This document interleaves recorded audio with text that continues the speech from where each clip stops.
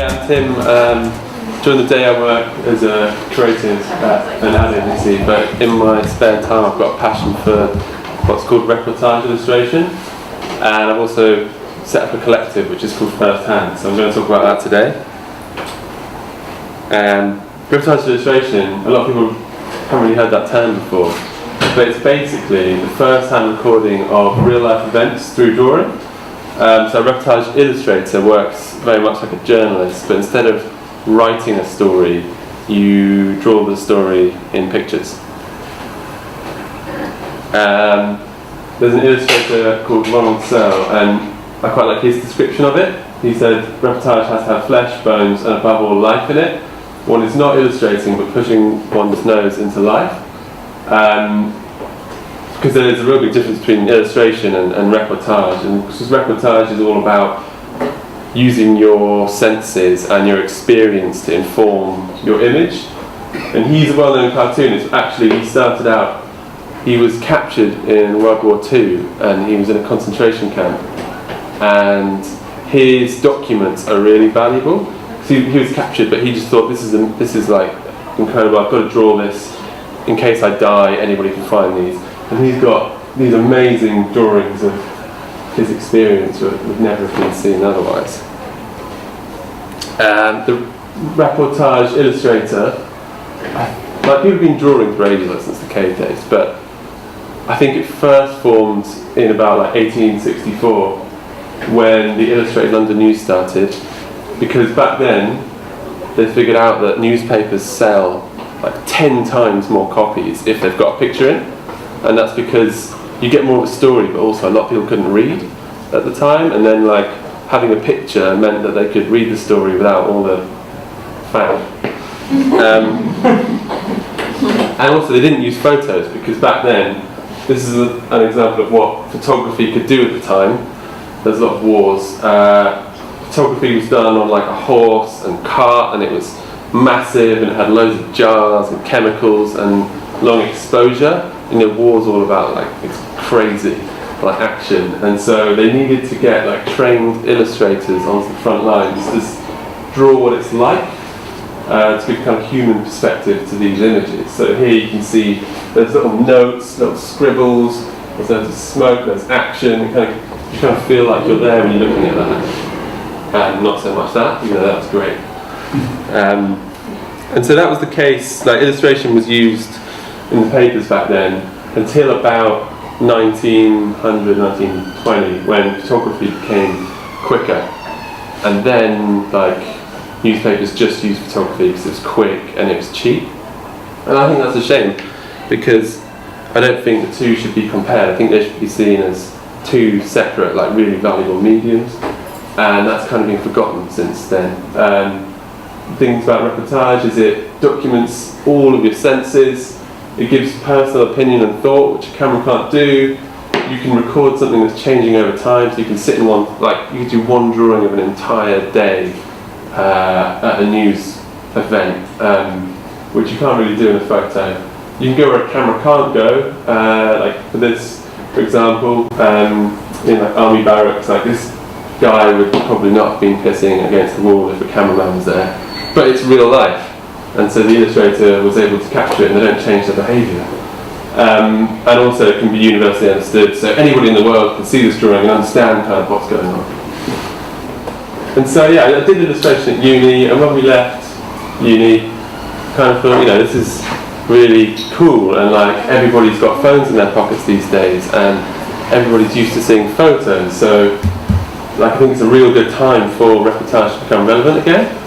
And so me and my friends who thought the same thing started a collective called First Hand, and we're a collective of illustrators, designers and animators who are like pushing the boundaries of what reportage illustration can do in the 21st century.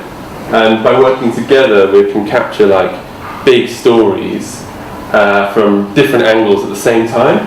And then what we do is we use social media, so we can do a drawing, say like if you're at Wimbledon or something, you've got one person on the court, one person in the changing room, one person following a player, and they all go live at the same time. And what's cool is we've got like a fluid membership, so we can bring in relevant illustrators from all around the country to work on anything, which is cool. Our first project was with the Old Vic Theatre, who don't get any government funding, and once a year they do this thing called the 24-hour celebrity plays, and they invite a load of people into a room on a Friday night, and they say, you've got 24 hours, you're on stage tomorrow at 7, you've got to come up with 5 musicals, you've got to write them, record them, rehearse them, and tickets are like insane. And so they're already scared. They've got some cameramen which go, but they're not really allowed because they're quite disruptive. And so we said to them, we'll help you by drawing the process, and we'll help you raise money by selling the drawings at the end of the event. And that's what we did. We kind of captured 24 hours of madness. And what's cool is like there were fans of the celebrities following us on Twitter saying like, oh, what's Thingy Bob? There's this guy who's like a wizard or something called Colin Morgan. And they're like, what's he doing now? Like, we love him. And we were like, all right, we'll go and find out. And then we like go and see it, and we draw him and send it back, and they were really excited. And then, you know, we got our drawings in like the papers and online, which is cool. And then we auctioned them off at this event, and it was hosted by Kevin Spacey. We managed to raise about $6,000 for the charity, which went to like nurturing new talent in acting, which is really cool. And since then we've gone on to work with like quite a few different people. So it's quite exciting for me that reportage is slowly becoming more known. Project we're doing right now, this just started like this week, last week. We're working in Calais to raise awareness of what's going on in the jungle camp, because that's kind of being crushed. They're trying to close that down now. And you see it on TV a lot, but it doesn't really affect you because you see all the bad stuff. So what we're doing is we're working with Calais Kitchens, who are the guys behind the scenes, and their job is to feed everyone at the camp. And there's 9,000 people there. They need about £9,000 donated a week, and they're not really getting that, and the news isn't really helping them. So we said, oh, we'll try and help, and even if we help get like 50 people to donate, that's really cool. We've got like someone's there right now, this second, in the kitchen, probably drawing. And this is something that was done last week that shows the warehouse. You've got 20 volunteers, each putting food into boxes for like groups of 10 in the camp. This is Phoebe. She records a cricket match that happens once a week between volunteers and camp residents, which is interesting.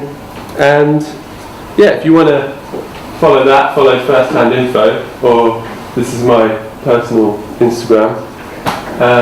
Yeah, check out, because all the Calais Kitchen stuff is coming in soon. Thanks, Tim.